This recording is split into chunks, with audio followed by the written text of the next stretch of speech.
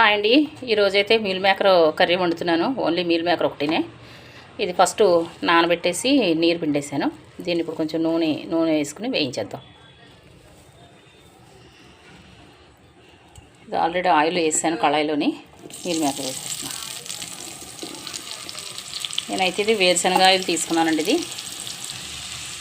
So మనం ఈ meal maker అంతా కూడా ఇలా వేయించేసుకుని తీసేద్దాం.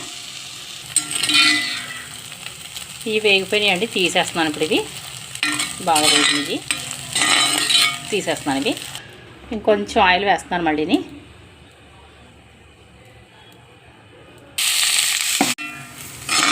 ఇంకా కొంచెం వేగాలండి. ఉల్లిపాయలు వేగుతున్నాయి కదా, కొంచెం ఆయిల్ తక్కువే వేసాను. ఉల్లిపాయ ముక్కలు వేగినాయి. ఇప్పుడు కొద్దిగా అల్లం వెల్లుల్లి పేస్ట్, అల్లం ఇది పచ్చివాసన పోయేంత వరకు వేయించేసుకుందాం. కొద్దిగా పసుపు, పచ్చిమిర్చి వేసాను కదండి. ఇవి పచ్చిమిర్చి వేసిన గురించి కొంచెం కారం తగ్గించే వేసుకుంటున్నాను. హాఫ్ స్పూన్ వేసాను అంతే. ఒక చిన్న స్పూన్ తోటి గరం మసాలా పౌడర్, ఇవన్నీ కలిపి వేయించేద్దాం. మీల్ మేకర్ కూడా వేసేసుకుందాం. ఇప్పుడు వాటర్ పోసేస్తున్నాను. కొంచెమే వేస్తున్నాను అంటే మరీ ఎక్కువ ఏమి వేయలేదు.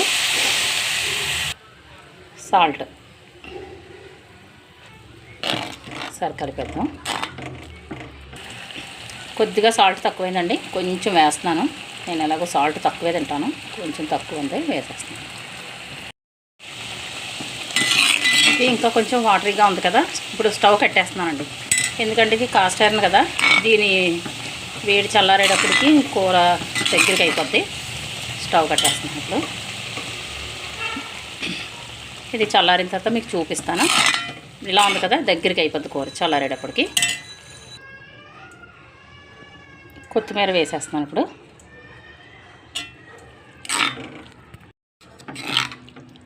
మీల్ మేకర్ మసాలా కర్రీ అయితే రెడీ అయిపోయిందండి. ఇదిగో దగ్గరికి అయిన తర్వాత దగ్గరికి అయిపోయింది కదా, ఇలా సరిపోద్ది ఇప్పుడు. ఓకేనండి, థ్యాంక్ యూ ఫర్ వాచింగ్.